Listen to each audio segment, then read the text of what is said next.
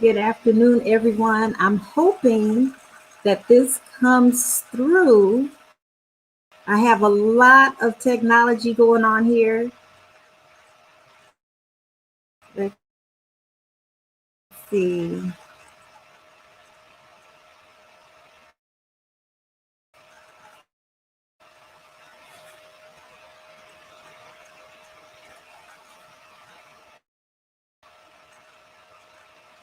Let me know if you can hear me.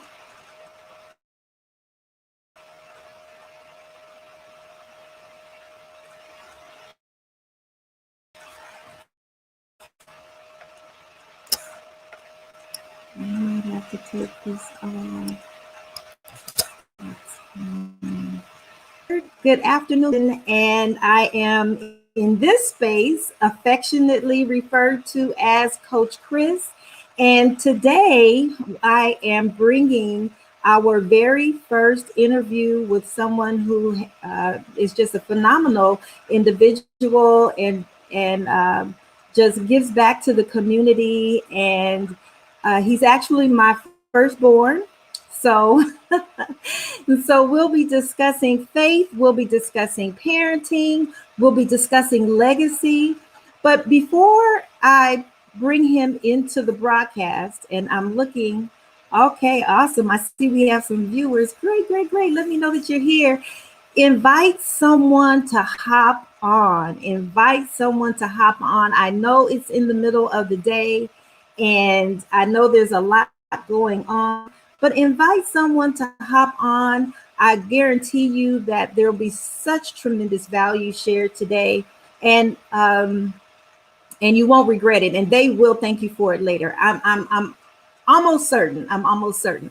But what I wanted to share with you is, many of you know, a lot of my friends know, my family knows that I'm entering a new season of my life. I'm a recent empty nester, and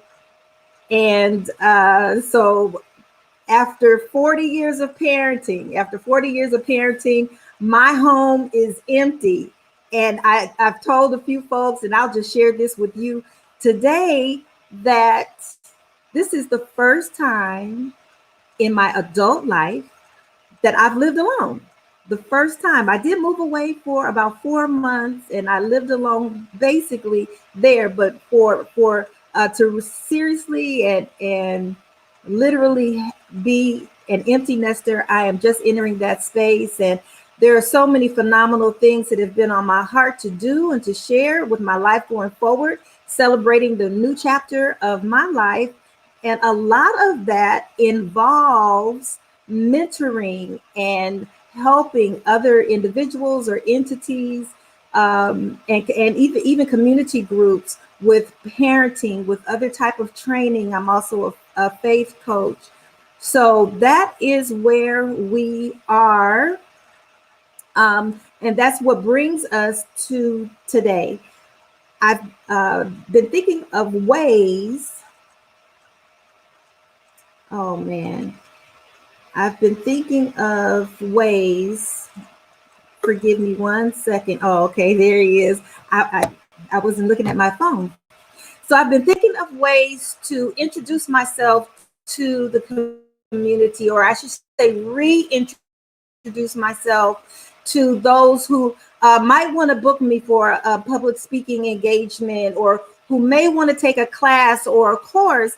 And one of the best ways that I came up with was to introduce you not only to me, but also, if I'm going to be sharing about parenting and faith and all those types of things, what better exposure could you have than to be exposed to my family? So I reached out to my board, and he agreed to be with us today. And I see him, and I'm going to bring him on in.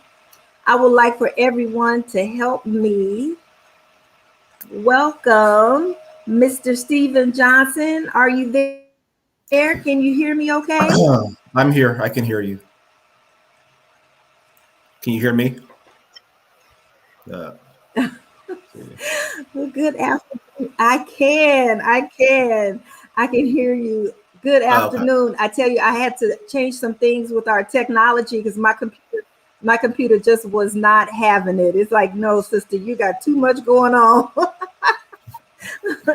But I'm so excited to have you on the broadcast today. I was just sharing with the folks, it's my very first interview. I plan on doing numerous interviews, of course. I've just shared with them, my goals and plans moving forward to providing courses for parenting, also assisting entrepreneurs and individuals just in the area of faith. And I felt what better way for me to reintroduce myself to our community, whether it's our online community or our community where we live or just globally, than for folks to know me through the people closest to me. And you were my first call when that thought came to mind.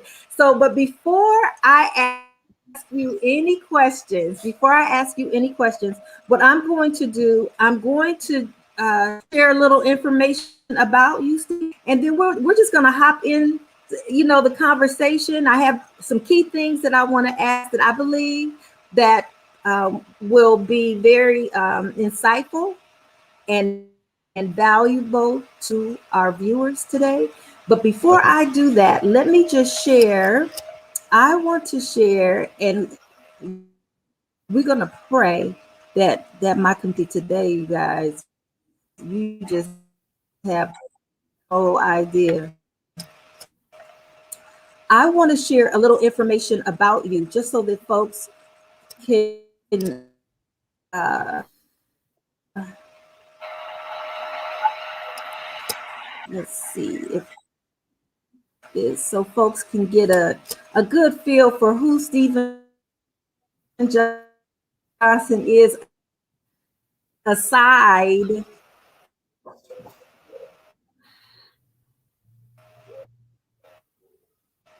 aside from being my son. Now, are you there? Are you able to see this? It's still loading for me. I don't see anything yet. To see this.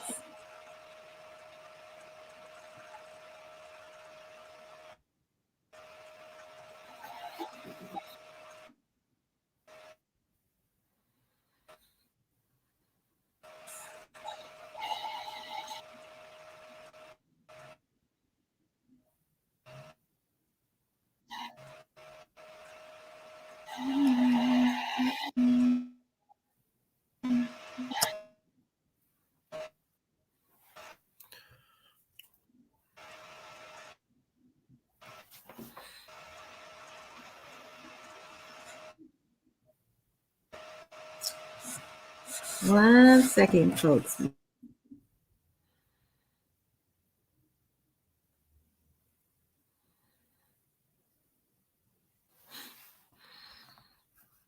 Uh-oh.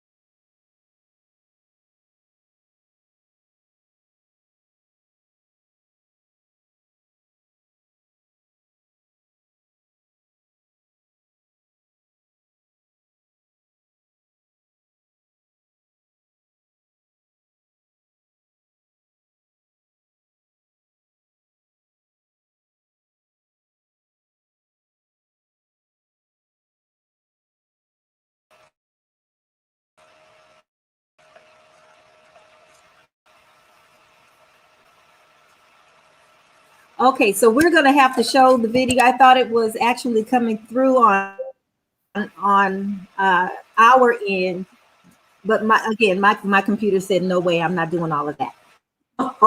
So we'll show it a different time. But it was a video that accompanied your announcement or the announcement of you winning the. First of all, congratulations on that. Oh, thank you. Congratulations on that. That is a huge, huge honor, a huge accomplishment.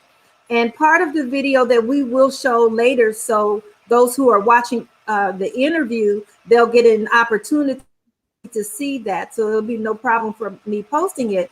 But a part of what you share in that is that going forward in your life, you are motivated not only to personally being successful, but also aiding and assisting others along the way who have had, if we can say, humble beginnings, just like you have, And one of the first questions that I have for you this afternoon, Steve, and again, I just want to thank you for your time because I know that you're super busy. But one of the first things that I just wanted to ask you, don't mind me saying, right? Go ahead. You Whatever you were want to born ask. in the early 80s, Yeah. and you were born in the early 80s, and for large urban areas, especially here in Los Angeles, uh, statistically, and when you look at the data and what the gang culture Mhm. was pretty much taking over during that decade. Um, Drug sales, drug usage in many. It was an environment. It was a very interesting environment to raise children in. For myself, uh, um, and I recall going to watch a movie with my youngest, with Zion, called Straight Outta Compton, and I had an aha moment. We're sitting Mhm. there watching the movie, and somehow, I don't know how, in my mind, I placed the folks, Dr. Dre and all of them, in your age group. Mhm. I don't know how I completely disassociated myself from realizing that they were my peers, not your peers. I was watching that movie,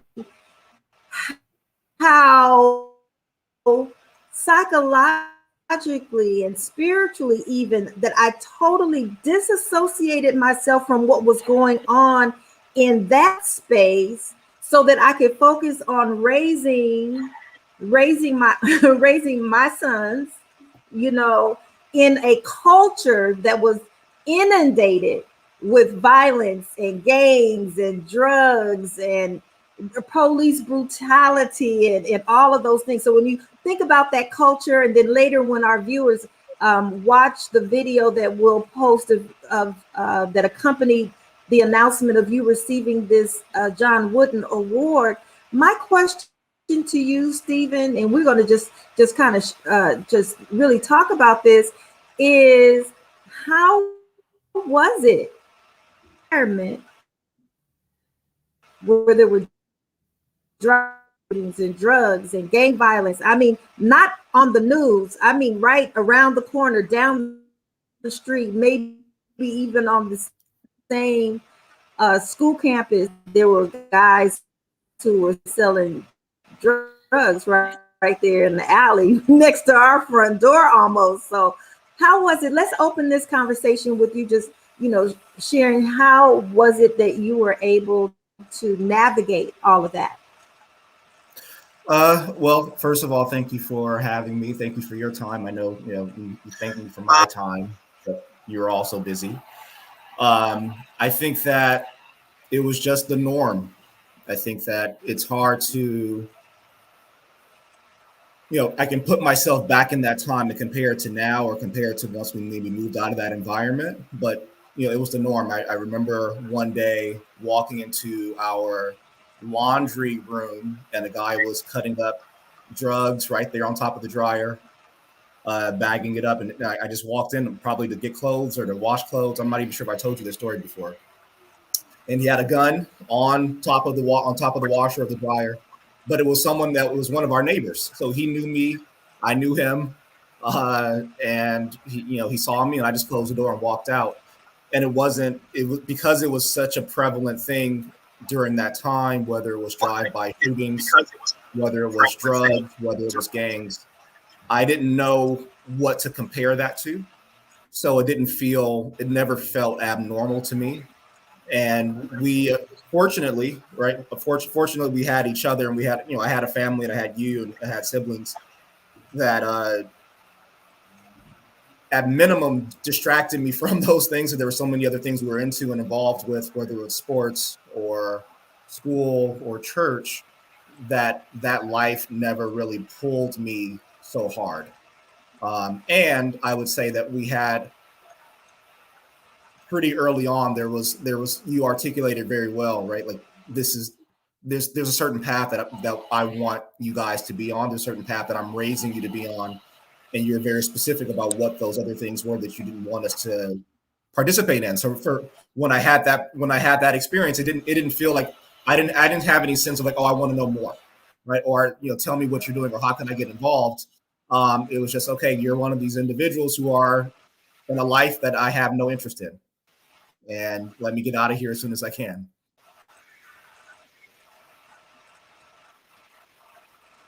Wow, that's powerful. I mean, just with you talking about that is one of the little announcements I did regarding this video, and I'm so glad to be in a space that I can just be completely transparent. And all, I had you when I was 16 years old. You were literally born 5 days before my 17th birthday, and I knew even at that age that I had very high aspirations, very high goals for beginning with you, and of course every subsequent child up to the four that I have, you know, down through the years. So what would you say, um, having, or would you say being raised in an environment where there were high expectations?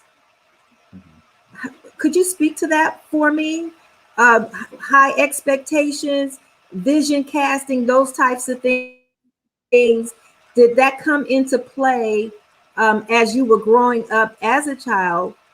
And do you believe that shaped and how?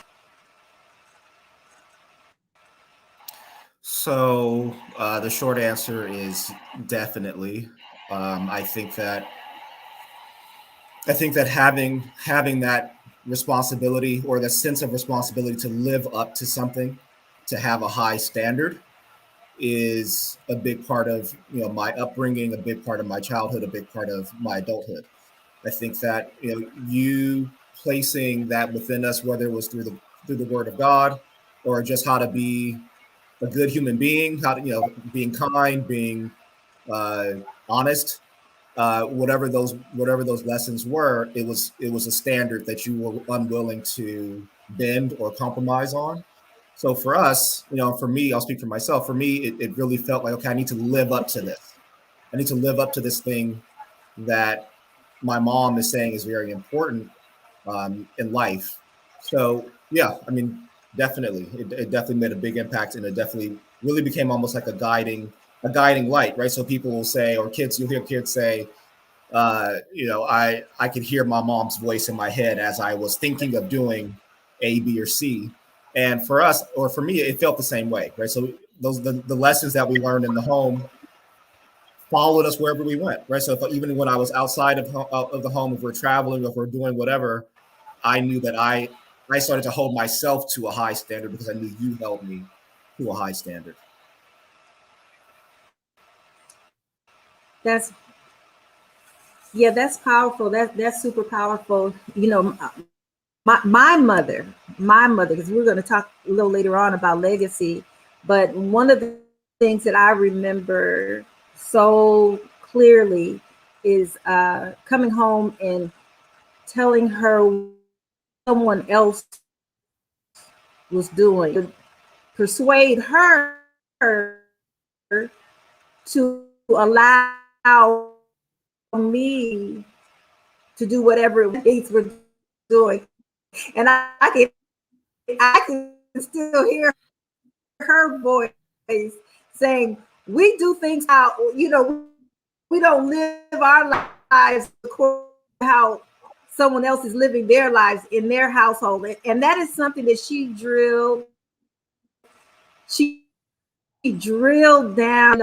And I think of just how salient and just how loudly the voices of our parents can come through in us. And you touched on it, even in our adult lives, that will continue to frame us, continue to guide us through whatever it is that we're facing, whatever it is that we're going through.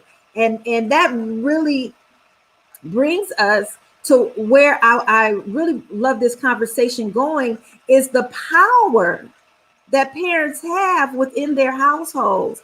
And I think a lot of times parents feel overwhelmed. I know that I had times that I felt completely overwhelmed. I remember one time in particular, you all were really young. I want to say you may have been you may have been 7 or 8. Put, you know, Roman at 5, and then Marcus maybe around 3, 2.5 or 3. And I remember, and I don't know if I ever shared this with you, but I remember calling your dad on the phone. I can't do this, and I don't know what I expected him to say. It was in like a moment of weakness, and parents get there, right? I don't know what I expected him to say, because in hindsight, I was far more equipped to do it than he was. So, and he basically, I guess maybe he knew that as well. He's like, I don't know what to tell you. I don't even know what to tell you. So I had to figure it out. And so one of the decisions that I made when you all were really, really young is that I wanted to be the loudest voice in your heart, in your mind. I wanted my voice to override the voices of the gangbanger. My voice needed to override the voices of the dope slinger, your peers, and whatever peer pressure would accompany your peers. And that was a conscious decision, that I wasn't going to be an afterthought in the minds of my children. I wanted to be front and center. Can you describe, does anything come to your mind, or can you describe an instance or give us an example? And this I'm going to get a kick out of, because I have no idea what you're getting ready to say. None of this is scripted. But in hearing that, Stephen, is there any example that you can give that would cause my voice to be the loudest voice in your heart, in your mind? Yeah, I think, well, first of all, because I'm a parent now, when I'm listening to you talk, I'm thinking about my own children. So I'll definitely give you an example, but the first thing that really came to my mind is the word intentional, right? So what I hear you saying when you say that is like, yes, I lived it and I experienced it, but as a parent, I see it a little bit differently than even my experience as a child. Right? You had to be aware of the environment that we were in, the reality of the environment they were in, and then, in essence, fight against all of the forces that were within that environment, right? So you understood that, you're at work, we're at school longer than we're with you. We can't control, or you can't control what messaging other kids and our peers and our friends are getting from their parents and their environment. So you wanted to make sure that your voice was preeminent in our heads. And I think that for me, with my own children, it's a similar idea. We live in a very different environment than I grew up in, but at the same time, the consistency of what is the standard as someone who lives in this house, right? What is the standard as a child, right, who comes from me and my wife, right?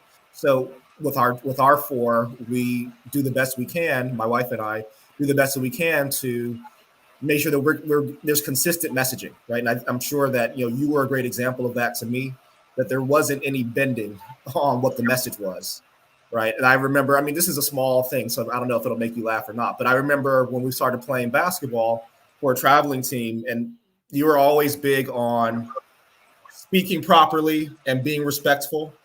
And I think some phase we went through, everything was yeah, okay, right. And it was something that you made sure that when we spoke to you, that we said yes, that we enunciated our words, that we didn't get lazy with our language.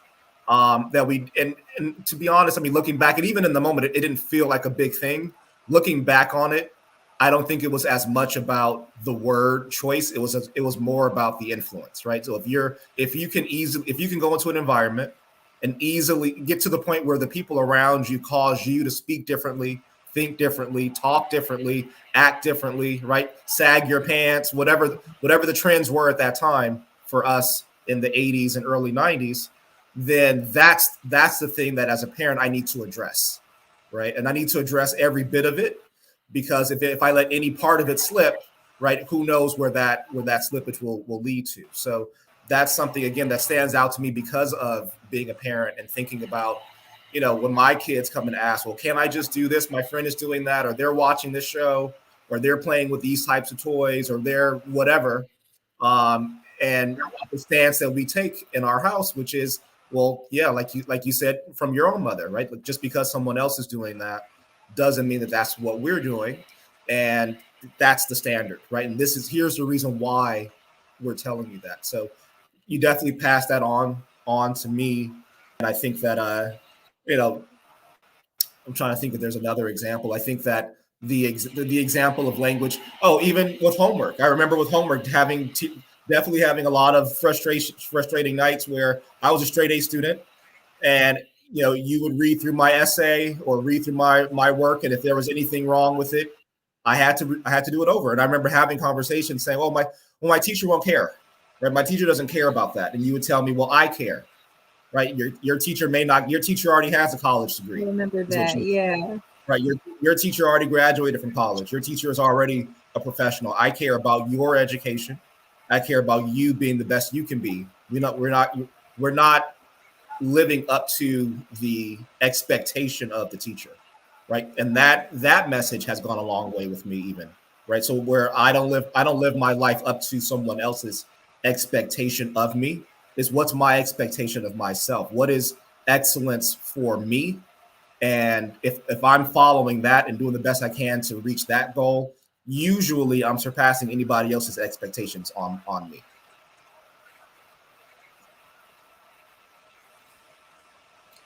Well said, man.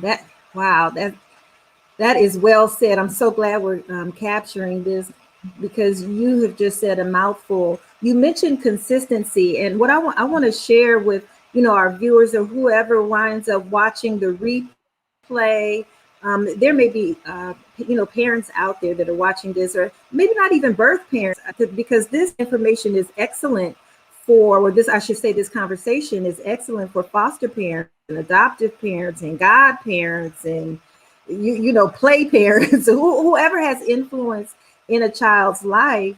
But the consistency, when you get down through the years, and I honestly cannot tell you when, because it was way before I personally had children, which means I was a kid. I was a kid, but for whatever reason, and we know that according to our faith, we believe that God is knows the end, of course, from the beginning. But so knowing that I was going to have, children and possibly, well, I mean, we can't say possibly. He knew I was going to have them young. I didn't know I was going to have them as young as I did. And my family, my mother certainly did not expect for me to have children as young as I did. But I felt as though I was being prepared to parent. I would observe other parents and just this discernment of how to be and how not to be once I became a parent. That is something that began within me at a very, very, very young age. And one of the things that I pinpointed, even as young as I was back then, and only God knows why this was even on my mind, was the area of consistency. I would see parents complain about their children. Now, I'm a kid, so this means there's adults that are complaining about my peers, my friends, people I'm hanging out with, right? And I would be able to identify the lack of consistency as a parent, and not from a standpoint of criticizing them at all. I had children. The lines would not be blurred. They would know that this is the line and you don't cross this line. If you make an attempt at 8 o'clock in the morning, 8 o'clock or whatever, this is the line. Don't cross that line. And as much as I love my kids, and parents, typically love their children, I didn't feel that I had to compromise the consistency when it came to what boundaries were, where the lines were, where the expectations are. And I believe that is a huge deal for parents. I'm getting so many memories. I remember telling you guys when you guys were younger that if God wanted me to have friends, I wouldn't have to carry them for 9 months. It was an assignment. I had a responsibility to you all and to God to raise you to be not the child that I wanted you to be today, not only the child that I wanted you to be today, but the adult that I wanted you to be later when I was nowhere around, So that area of consistency, that area of being consistent, children thrive in that area. Children thrive in an environment of consistency. Now, in their flesh, they might act out, oh, why? I don't understand all of that, because that's what a child is supposed to do, right? But when a child knows that there's a consistent protocol in the household, it's consistent expectations, consistent boundaries, they will begin to thrive in that environment. So that's something powerful that you brought up. And then you also brought up excellence. Excellence. You were speaking of, how, and I do the same thing with my grandchildren with that S. Yes, it's spelled YES. So I want to hear the S at the end. And some of them are too young to say it. I'm thinking of my baby Noah. He says, shh, yes. But that's the standard. Right. We don't say yeah and huh and what and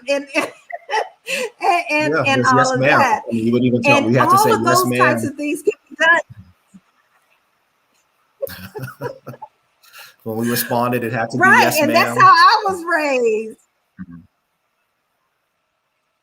And that even goes back to the African culture Mhm. before we were even here in the United States, just honoring your parents. And that, in some cultures, in some households, you would catch a fade if you didn't. So what did you say? Who do you think you're talking to? So oh my goodness, we can laugh about it now. That level of expectation and excellence. Right. And that's like a perfect segue into discipline, because each child is different. And you all taught me that there are no cookie cutter ways Mhm. to parent a particular child. Each child is an individual. And whatever combination of things that you use or that are successful with one child, you may, as a parent, need to adjust that for the next child. And I certainly learned that with you and your brothers. You were always very studious. You were born studious. Over the years, people say, "Oh, he's so serious," or "He's so focused." Stephen, whether you know it or not, I'm going to reveal this today. You were born that way. I can't. I feel I can't really take credit for that. You're very serious, very astute. From the time I don't know if you remember your picture. I think you were like 3 years old in preschool, and you were sitting there taking the picture, and maybe we'll share it at some point. And you're sitting there like you're a little prince or something, like you already knew that you were destined for greatness. So each child is so different. So when it comes to discipline and correcting certain behaviors or activities, or setting a standard, what would you share about that now that you are a parent, and also in um, reflecting back to the household that you were raised? Yeah, I think it's a big topic for parents to address, and I think that I'm grateful that my wife and I talked a little bit about this prior to having kids. Although before you have children, it's impossible to really know all of what and how and who you'll be as a parent. I think that discipline starts with the purpose of the discipline, right? So, if there is, and it goes back to even being intentional, it goes back to being consistent. All of it is lined up together. So when I think about discipline, it's well, what is the standard that has been communicated? Have I communicated it? Right. So the discipline may be the discipline first within myself to make sure I'm communicating what the standard is, and not expecting the child to already or automatically know somehow what my expectations are without me being very clear and consistent with that message to them. Right. And then I think from there you get to the next stage where it is clear that that your children understand or know what it is that's being expected of them. And then I almost see discipline as a battle for the mind, right? So as a human being, we are, or as human beings, especially as we're growing up, we're always looking for what are the boundaries of what I can do, right? How far can I push whatever the rule may be that's in my mind, right? So my mom is putting this rule out there: I can't or can do this. My dad is saying this. My teacher is saying that. Can I push that a little bit? Can I stretch that a little bit? Can I maybe break that rule, right? And I had to learn early on that that's a normal human thing to do, and that there are some things that I want my children to feel that they have the freedom to explore and to figure out and to determine without me riding their back and telling them every little thing they have to do or can and cannot do.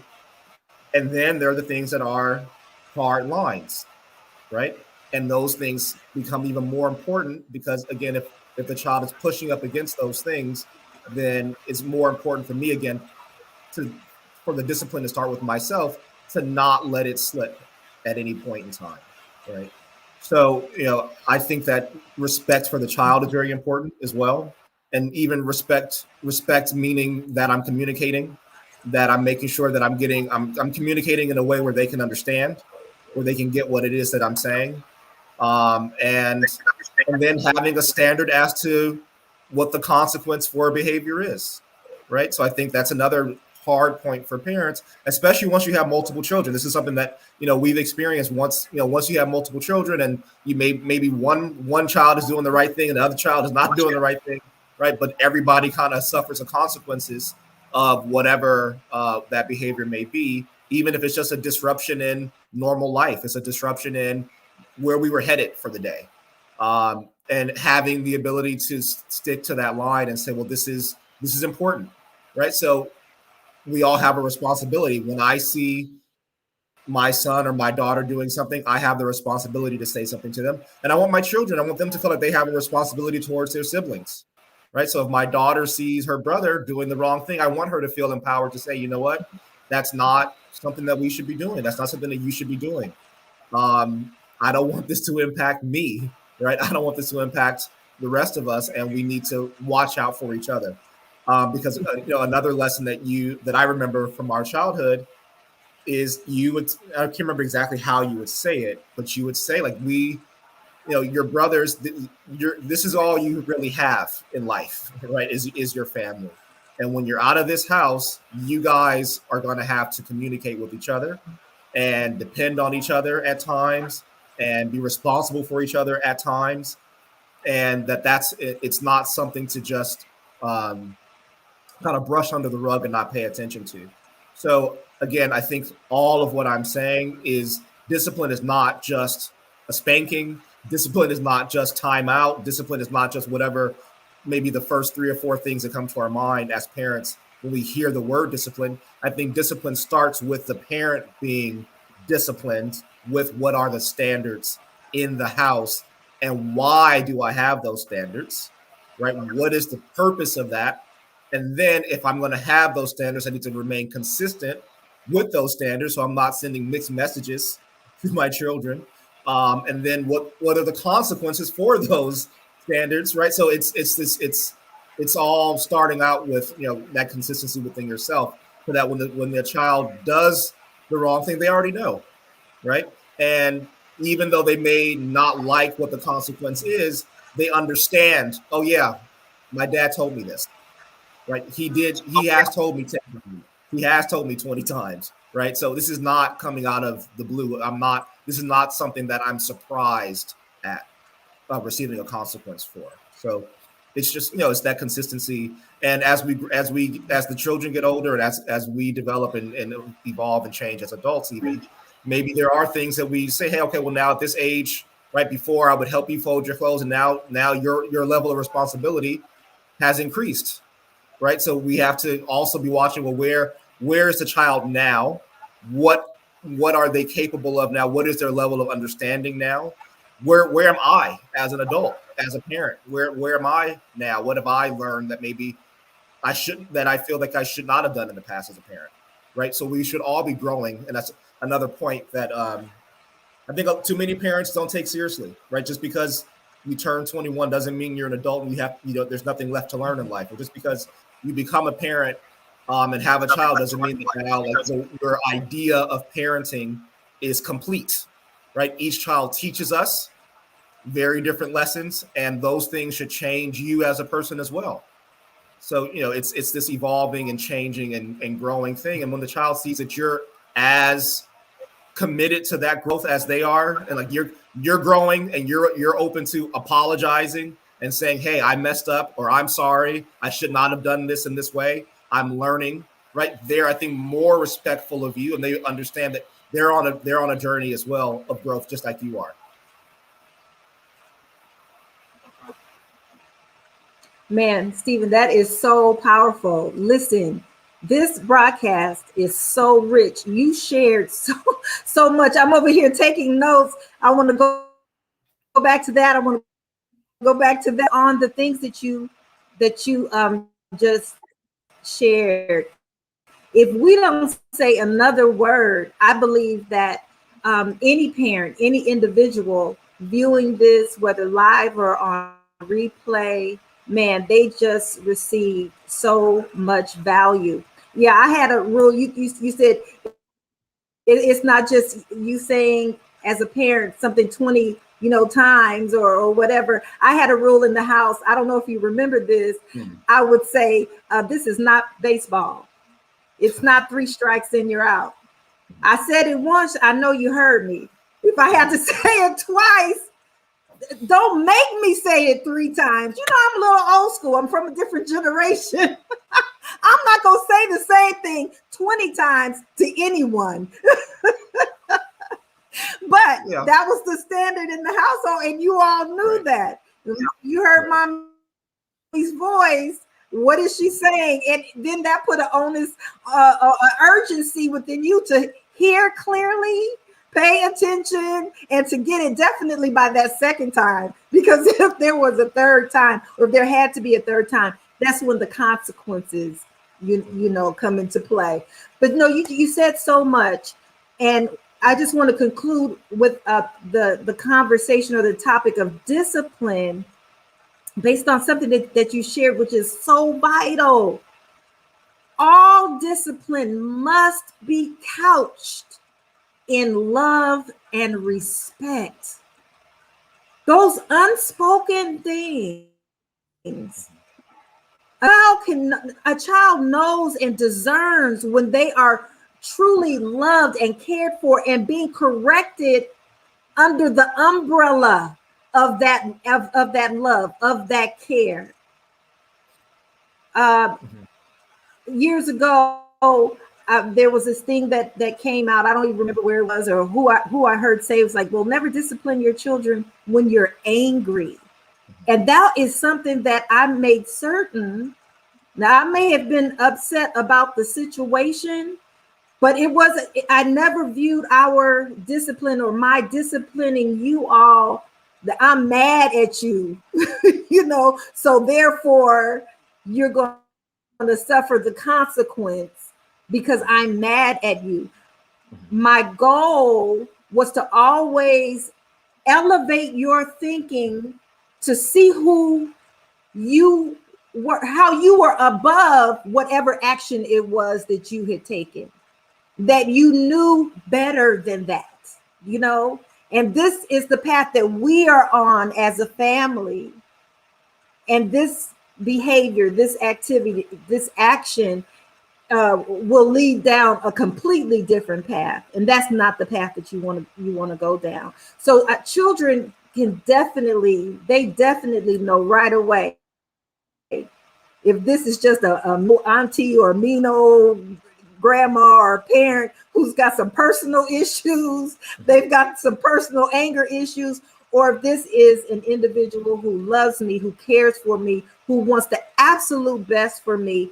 And because I've stepped outside of that a couple of times or whatever, now, yes, here are the consequences. And I believe that you spoke on that so eloquently. Listen, our time is running short, but we've got to talk about faith. We've got to talk about faith. Would you consider yourself a man of faith? Yes, absolutely. Short answer. Give me long answer. Well, I think you start with how you define faith. So to me, faith is the ability to believe in and act on what you see as possible in your life. So when I think of it that way, my entire life is built by faith because all of my actions are based upon heading towards this goal that I believe is possible for myself, that I believe is possible for my family, that I believe is possible for my lifestyle, whatever it may be in every area in my life, for my relationships, for my marriage, for everything. It is this idea of whatever that ideal may be for me and saying, yes, that's possible. I'm not going to lower myself and think that it's not possible for me. It's in my mind and in my heart for a reason. And if I align with what that ideal is, then I have the faith, right, to act on working towards closing the gap from or closing the gap between where I am today and what that ideal is. So thinking of it from that definition, to me, it's everything, right? So it touches every single part of my life.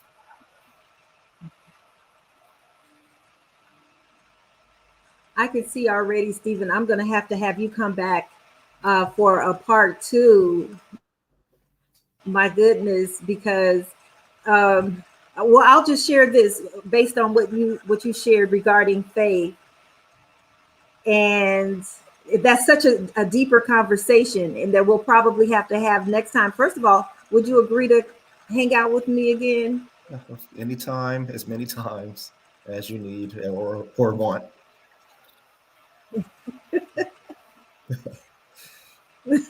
Awesome. Well, that's good. That's perfect. That's perfect. So when we talk about faith, anyone who knows that you are a man of crazy faith, just crazy faith. Can you just tell us, like, in a sentence or two, where did that come from? Were you just? I literally believe that you believe that you can walk on water. If you got out there and determined that this is what you were going to do. So you're an individual of tremendous faith. Where did that come from? I don't know if there's, so it comes from God. I believe that's the source. I think it's probably part of my serious personality. I think when, being raised in church, going to Sunday school, hearing the stories of the Old Testament, I never listened to those as just fairy tales. I always internalized those things as, nope, these are just human beings like I am who had a relationship with God and were able to do these magnificent things because they had the faith to do so. And the only deciding factor as to why someone could or could not do what these individuals are doing, or anybody in life can or cannot do what they wish to do or what they wish to achieve, is faith, right? So at a very early age, it just, again, is one of those things that for me, it was like a decision that you had to make. I'm going to either decide to believe that I can or decide to believe that I can't. And I chose to decide that I could. There's a scripture that I remember posted on a banner in the church that I grew up in, at least for the earliest church that I can remember, at least, which was just a simple scripture: I can do all things through Christ, which strengthens me. And I remember as a kid reading that banner every Sunday, over and over again, probably reading and internalizing that more so than listening to whatever message was being preached by the pastor, and just like really internalizing what that meant. I can do all things. All has no limit to it. There's no maximum all, right? All is is a corollary for infinite. I can do anything. There's an infinitude, magnitude. Like there's no cap on what it is that I can achieve because Christ is inside of me. So those are some of the beginning things for me that I think about for why I have such high faith.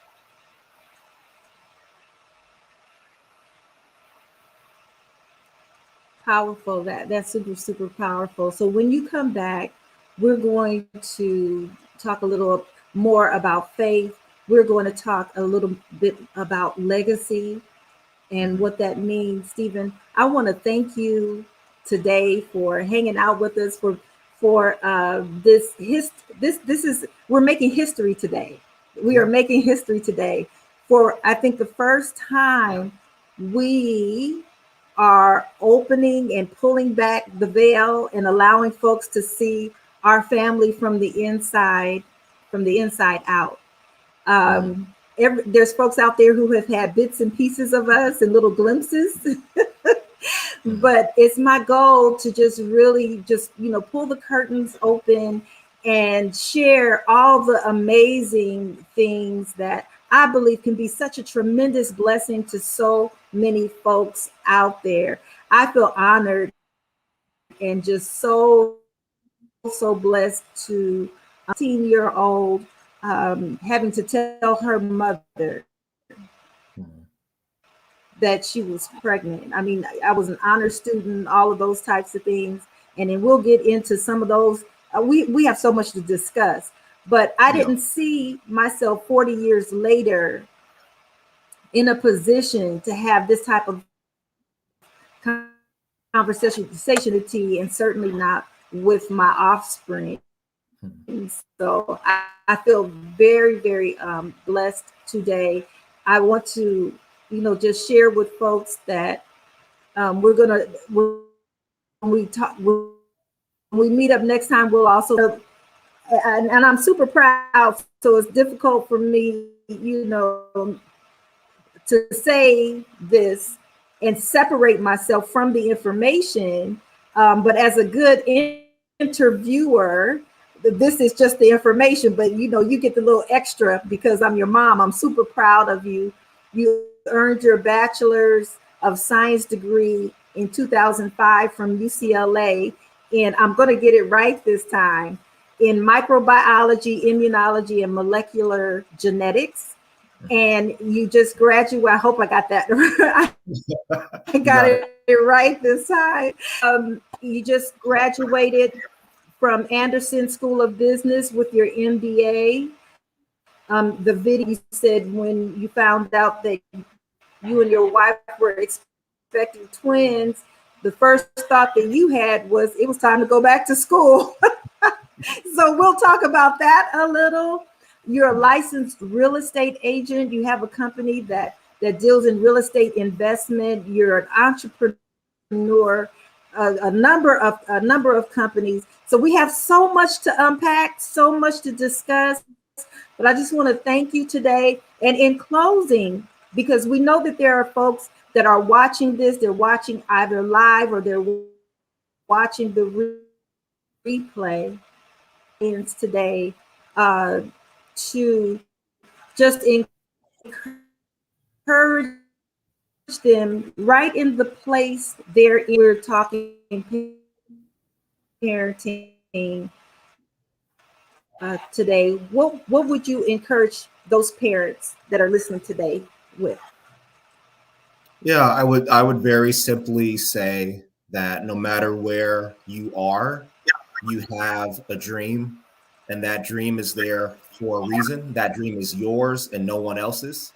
It's not something that everyone else shares. It's yours specifically for you and your situation. And it's not dependent on you becoming any different than you are today. Your following it has nothing to do with you being someone different or other than who you are today, right where you are right now. The only thing that separates you from achieving that dream is, one, believing in yourself, and two, taking action towards it. That's it, right? And the action can be big action, it can be small, but any action is a step. Any action in faith toward what that dream is a step of faith, and it's a step in the right direction. So my encouragement to you would be to take that step, whatever that step is for you.